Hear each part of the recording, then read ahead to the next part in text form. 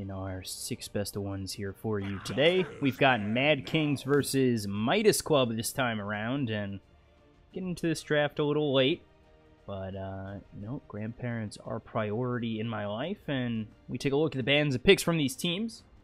It's going to be Venomancer, Lich, Meepo from Mad Kings banned out while picking up the Spirit Breaker and the Shadow Shaman. Midas Club, they've banned out the Necro and the Nature's Prophet while picking up the Night Stalker and Silencer this time around. So right away, you take a look at Spirit Breaker and Shadow Shaman to Mad Kings, and it's a lot of chase, it's a lot of lockdown, charge, shackles, always nice. So. Yep. So last game, Midas Club, they prioritized the Lich for their first pick when they had it. This time the Lich is banned around, so they pick up the Night Stalker, and they have the Silencer to put that extra bit of extra team fight into their lineup this time. But Mad Kings, they open up with Spirit Breaker and Shadow Shaman. These two heroes, pretty solid support picks. Like they're quite flexible, and also it sets up the Shadow Shaman spells early in the game, so they might have a lot of kill potential on enemy mids or offlaners. Yeah, Spirit Breaker, Shadow Shaman, one of those pretty iconic roaming duos, I feel like, where they can definitely roam together or set up together in such a way where Spirit Breaker comes in with the charge into those shackles. So, should be seeing a lot of that. Also, something probably a little underrated or not known is that when Spirit Breaker charges a target, he gets the existing vision of the target, so he sees what they see, right? And if you charge a Night Stalker and he starts flying, then you get flying vision, or just in general you get the night vision, so it kind of mitigates some of the effects of Night Stalker. I'm not sure if that's what they were going for, but it certainly helps, right? Like if you start the fight charging Night Stalker, then you get to see his entire team. Laying out the Legion. Now they're on to their next pick, so it looks as though they have their 4 and their 5. Now they need their cores. Anybody that specifically sets up well with these heroes could be, you know, obviously Darkseer would be one of those that comes to mind, but banned out by Midas Club already. I've seen a lot of Moranas being played with Shadow Shaman, and it definitely makes their lineup really fast. You know, you got the Spirit Breaker for the catch, followed up by Arrow. It just makes their whole team move faster, makes them quite a fast-paced team in the early game, and it lets them take towers with Shadow Shaman as well. So you could see something like a Morana, maybe even a Lina, one of those lane dominators mid that helps, or that can help get kills when the supports rotate in. Really have a lot of options here since they still haven't picked any of their cores. Midas Club haven't picked any of their cores either, unless the Silencer's a core. So, you know, maybe they'll pick something that's flexible here. They are going to go with the Lycan, so I do like this pick of the Lycan. More chase, you know, get into that ulti form, especially hard hitting early too with the shackles.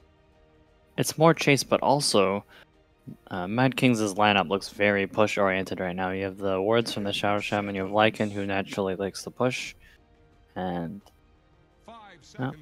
Lycan's also not a hero that gets super affected by global silence. Like, obviously, you care if you get global before you get your ulti off, but you know, once your ulti's off, you don't care about the global, and also you're a BKB buyer, so that's also another way to see it.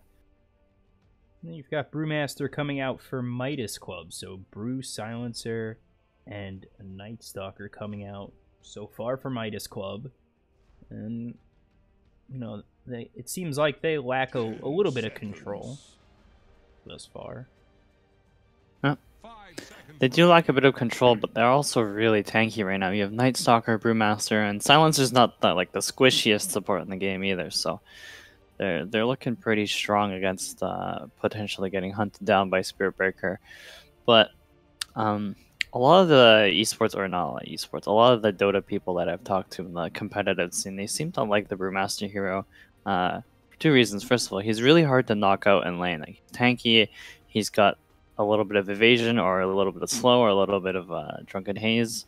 And also, if you're lineup isn't capable of bursting him early, or say your team can save you before you get bursted, then your ult just does so much more when when the enemy team commits spells to you and then you get your ulti off.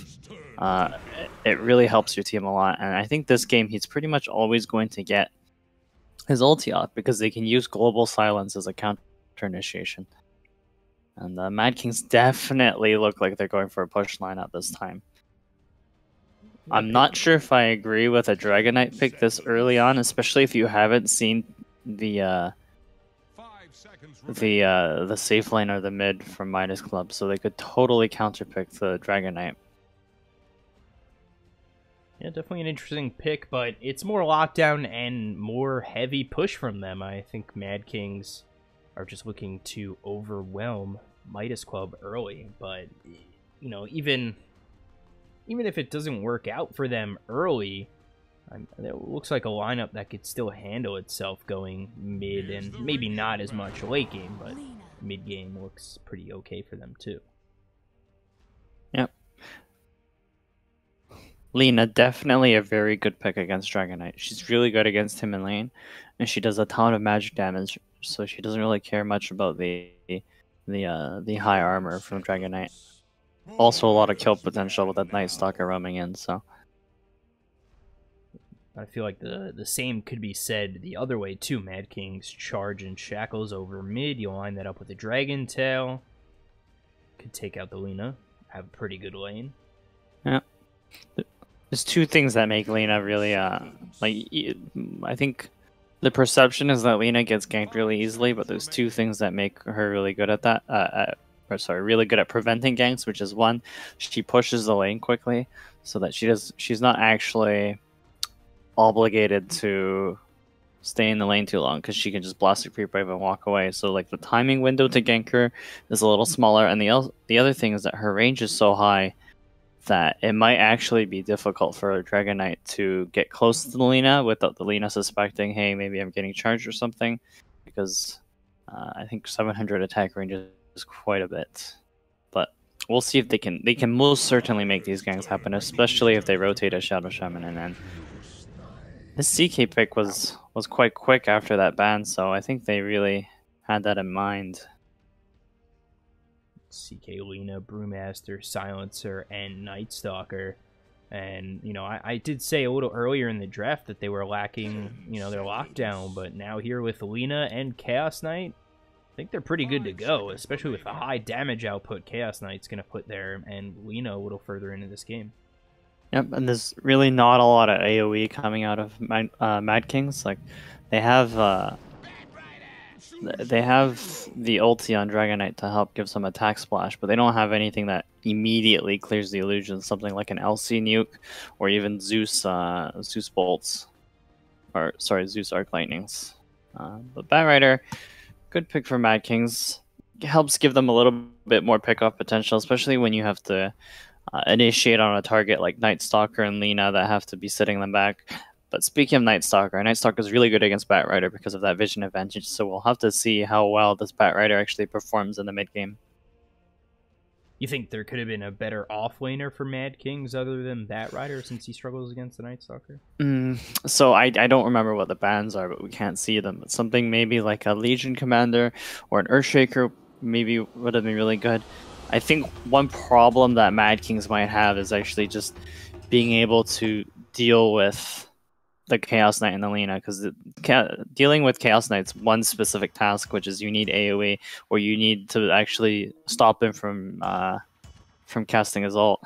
And then the Lina is you have to get close to her. You have to close the gap before she kills you. So Batrider's good for closing the gap on Lina, but not so good against the Chaos Knight. I think Legion was banned, but Earthshaker was still available, so interesting. You said Earthshaker, and immediately I thought I agreed. That's a pick I'm surprised didn't come out, especially where Batrider just has that huge disadvantage against Night Stalker. Oh, the Spirit Breaker just casually walking away from two heroes. If I act like an illusion, I must be one, but I mean, there's no illusion rune or anything, so they just kind of walked by each other. can tell neither the Night Stalker or the Silencer use attack commands when they're moving around, which is most of the time a good thing. But they do know that he planted a ward, and in fact they pinged the precise location of the potential ward. Actually, no, they're pinging many locations now, but they had the first ping was correct on the ward, and hopefully they will deward that. I don't think the Spirit Breaker was expecting to bump into 2 heroes on the way back. But Spirit Breaker's base move speed is actually quite slow, which makes him slow to do these TP smoke warding attempts. Yeah, 285 is depressingly snail-like. Yeah. Cast off the lines. We embark for battle. There it is. 2 bounty runes apiece. Lina, Dragonite, Chaos Knight, and Lycan. I love when heroes have similar names. Helps me cast so much better. Huh? So let's You take can a use their lore names. I don't even remember what half of them are now, but I totally know those off the top of my head. Of course. You know? I think Rasta, the Shadow Shaman. Lina was the Dragon Slayer, or just Slayer. Anyway, back to the game. So this Brewmaster probably won't die in the near future because he's got a Poor Man's Shield and because he's keeping the Drunken Haze on the Lycan. So even if they do get a Shackle on him, he's only going to get hit half the time and for like half the damage. Then we do have a Tri-Lane top, I believe. So this Bat Rider actually could die. Is it gonna, if he gets Seeking Stunned. Is it gonna stay a tri-lane for long, or are we gonna, you know, just until first night? I think there's nowhere for the Night Stalker to go. Like, he's not gonna.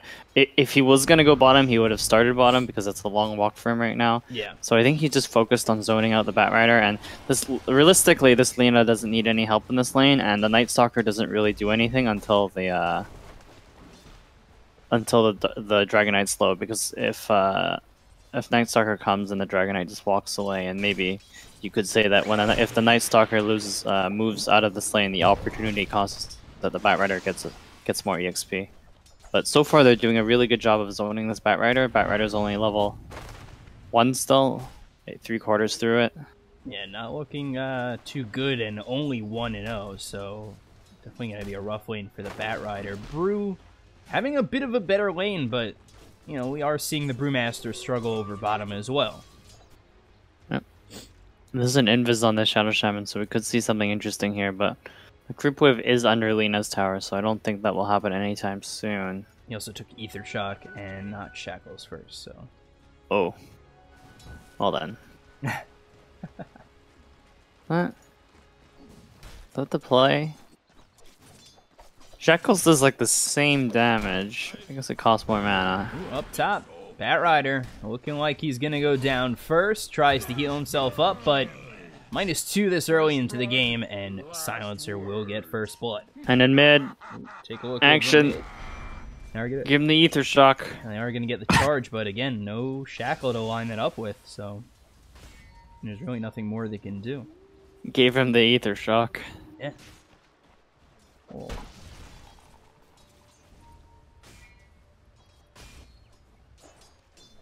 And the Bat Rider does ping out the Night Stalker's mid, so he's willing to go back into the lane. And really like this Clarity pickup from the Chaos Lane. I think he started with it, and I think Clarities are underrated on supports in general. Like, or sorry, not supports, on carries in general, like Sven and Chaos Knight that have stuns that cost a ton of mana. Like, if the offlaner. Actually, there's a charge happening, so we'll watch that first. Yeah, they're going to look to charge all the way top, but Night Stalker looking to stop it, not going to be able to in time. The charge comes through, but now this is Bat Rider in trouble. They've got Shackles this time around, but Bat Rider again has to be forced out of this fight. You've got the stun coming out from Chaos Knight. He's still trying to run away. There's the charge all the way through, and he will eventually drop. And they do end up losing the Shadow Shaman. Bat Rider, if he's not too careful, could lose his life as well. And I think he still might. No, actually survives with 9 health. Take a look over now at the Night Stalker, who tried to come around, gets bashed up by this Spirit Breaker. Silencer still just doing work. Does have that early 4 stolen intelligence, so looking pretty good for him. Yep. Chaos Knight initiated on the Batrider there. Unfortunately, I think he got caught by shackles and then got like collapsed and stuck in a Firefly, so he was definitely dead there. Otherwise, I think they would have had the Batrider, and he would have got away. Or sorry, the Chaos Knight would have got away.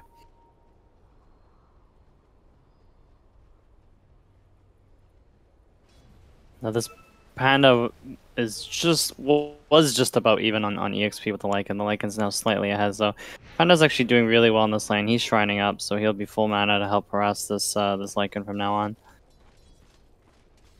And in mid, Lina has a half-level advantage on Dragon Knight. Yeah, level 6 with that Laguna Blade, especially in nighttime. We'll see if they do go after the Dragon Knight, but he's still a tough kill in the early goings of this game. Dragon Slave is used, and it's not tough when you have I'll eat my words, it's okay. 600 damage and nukes. Haha, Osfrog.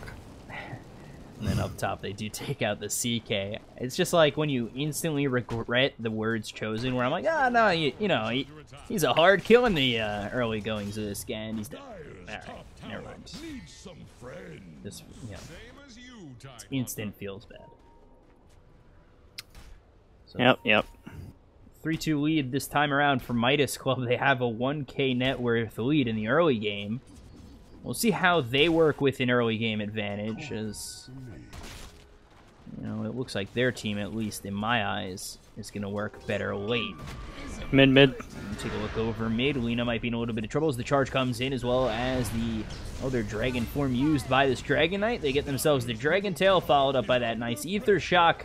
The 3 of them combined for the kill on this Lina, and now just doing what he does best is stalking this Shadow Shaman.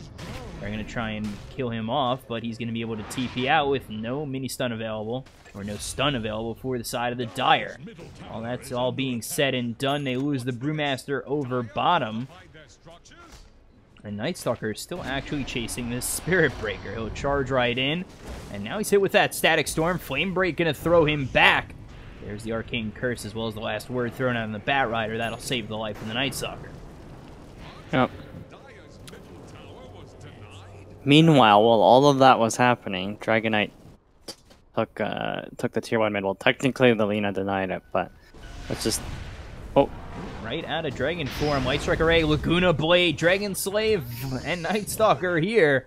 The 2 of them will combine for what looked to be an easy kill on this Dragon Knight. You take a look over top as Arcane Curse is going to come out onto the Spirit Breaker. He pushes away both the CK and the Silencer, but there's still an opportunity for them to go in with the Lina coming around, but Lina saw it out by that Batrider, will push them back.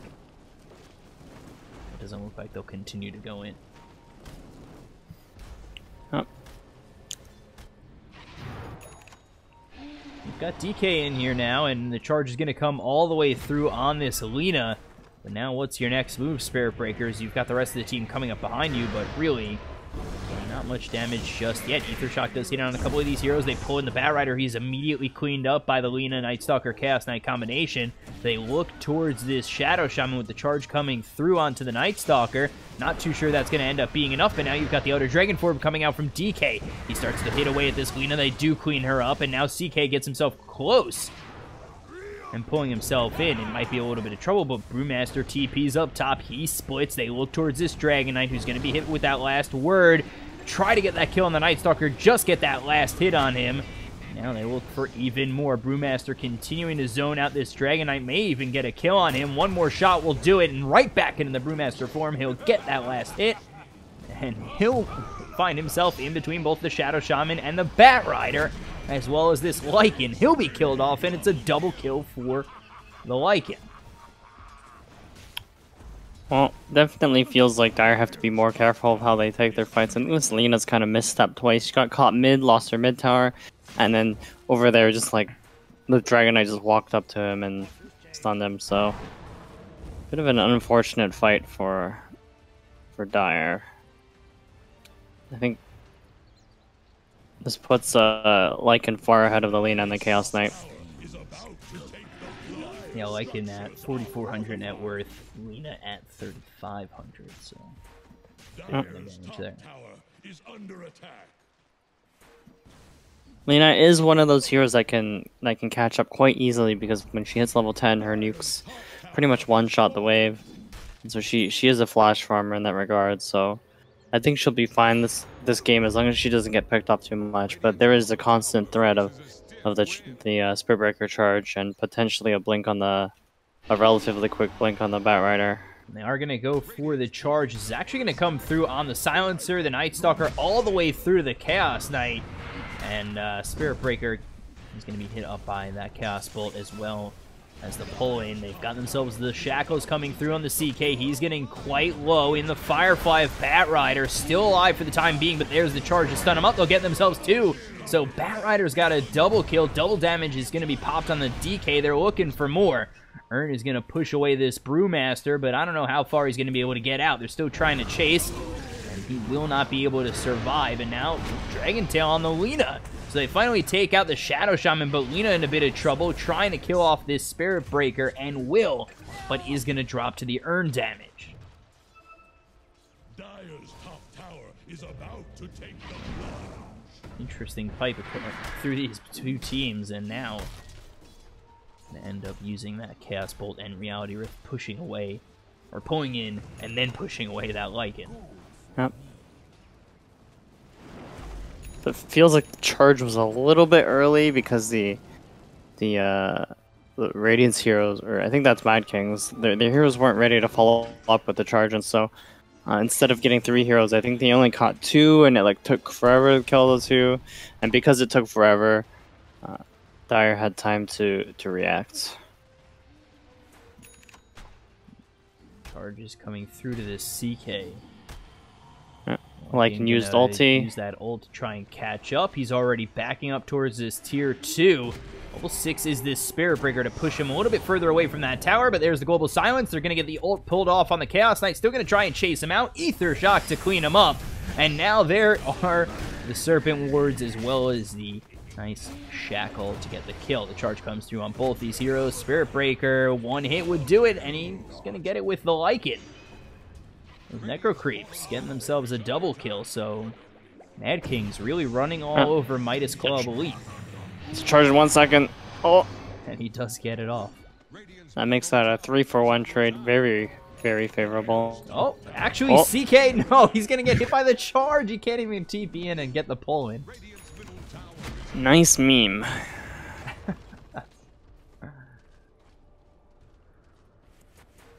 Oh my. I'll just TP in, cut him off at the pass, it'll be okay. And he charges right by him. Yeah, that does put Mad Kings ahead, and ahead when they have a pushing lineup too, so this Dragon Knight finished his drums. Probably gonna go for a blink next. I think they're probably in a really good position to push because this Lina's more behind than she'd like to be. And I think the thing about Lina is she wants to get her quick Bloodstone generally so that she can she has the health and mana to keep fighting. But take a look. 2 of these heroes smoked up. They find themselves a CK and Shackle possibility. Blink is actually there for the Batrider, so Blink into the lasso, Shackle inside the Firefly. They're continuing to do work on him. He's trying to get away, but 3 stacks of sticky napalm as well as the Firefly is going to kill him off. Shadow Shaman, he'll be okay to die, as they've already got themselves the kill on the CK, and here comes the Spirit Breaker charging through everybody. The ult and the Urn should be enough to kill this off this Silencer, and now Brewmaster, Night Stalker, and Lina combine for the kill on him. Yep. But this is all while Dragon Knight's pushing bottom.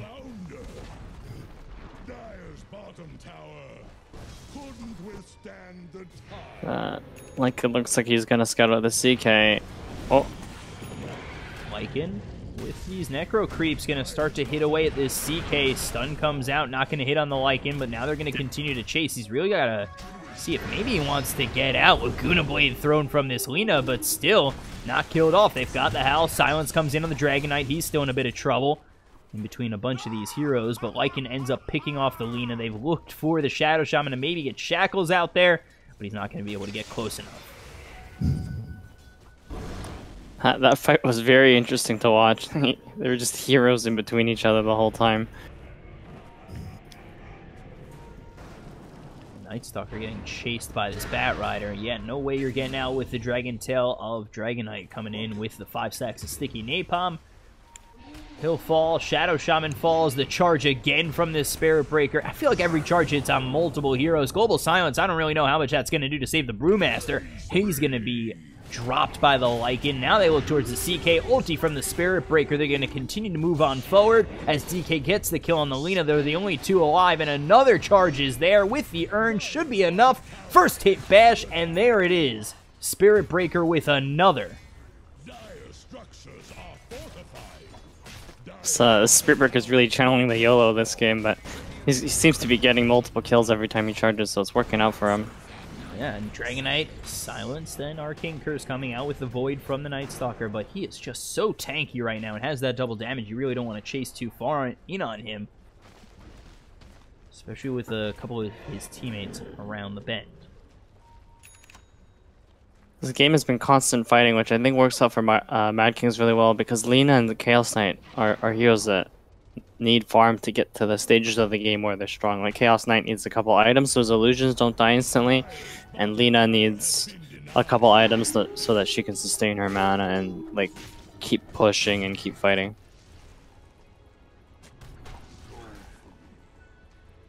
SB having such a great game. 5-3-11, just involved in what seems to be like everything. It reminds me, I think it was the most recent TI, what was it, Puppy played Spirit Breaker, and he was just taking the right angles and was involved in almost everything on the Spirit Breaker he played. Yep, and it feels like these charges are hitting multiple heroes because Dire are always like on the retreat when they see the Chaos or the Spirit Breaker. Or maybe it's the angle, like the Spirit Breaker is also charging from fog, so Dire aren't able to position themselves well enough. But it also feels like maybe Midas Club isn't doing a good job of scouting these gank or teamfight attempts happening, because they do have a Night Stalker, but it feels like the Lina or one of the cores keeps getting picked off at the start of every fight.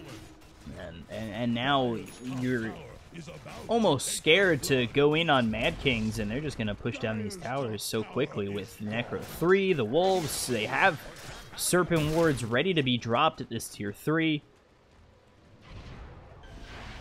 Oh. Bat Rider fire flying in. He does have the lasso. Looks like he decides against it. He's actually TPing back to bottom shrine.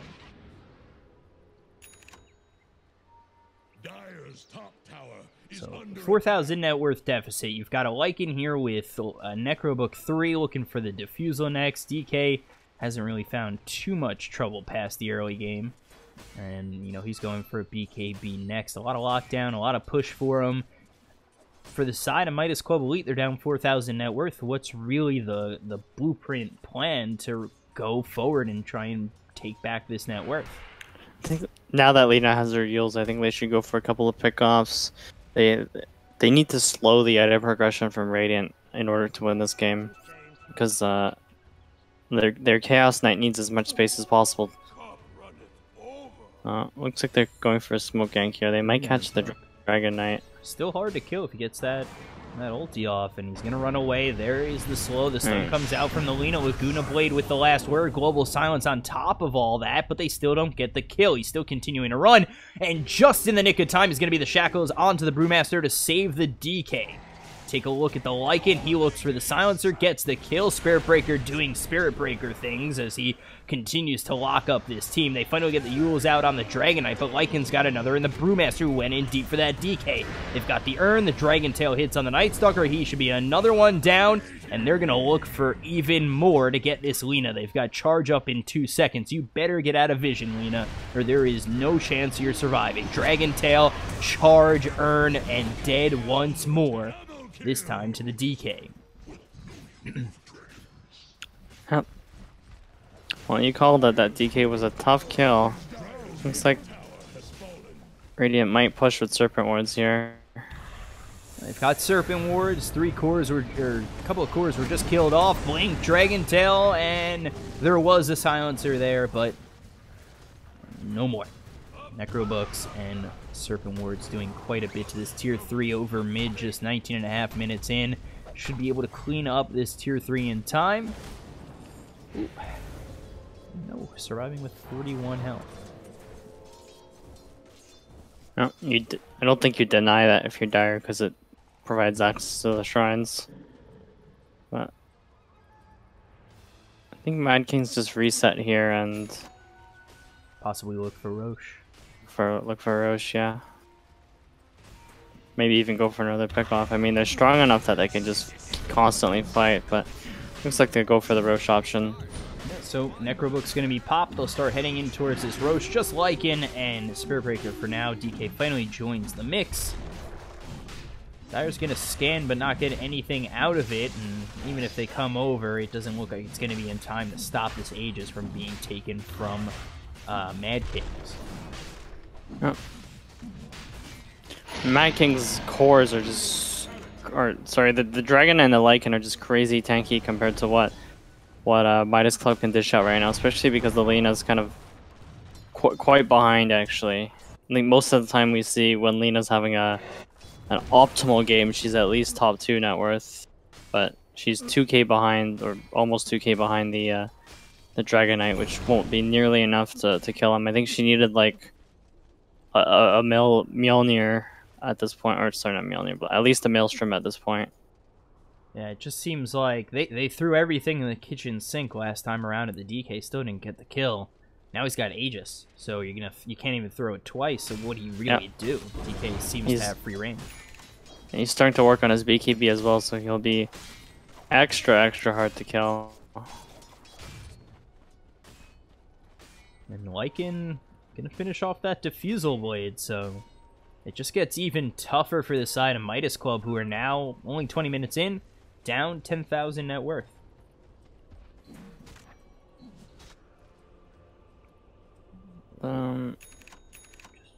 Think it looks like Mad Kings is getting ready to push bottom, or at least push the wave to the tower, and then they can take the mid tower maybe. And even if they push all the way and force the fight, I feel like they'd be happy with that. They know they're so far ahead right now. It's weird that Midas Club is like looking for a kill, but I'm pretty sure there's almost no chance that if you were Midas, there's no chance that you would expect Mad Kings to be on the left side of the map when the Dragon Knight's been pushing bottom for so long. But it was a good attempt. I think they have to go back and set up to defend this Rax now. Yeah, gonna be a tough defense. There's the Serpent Wards, and now they start to make work. Take a look as the Bat Rider looking for that lasso victim. They're forced to use that glyph.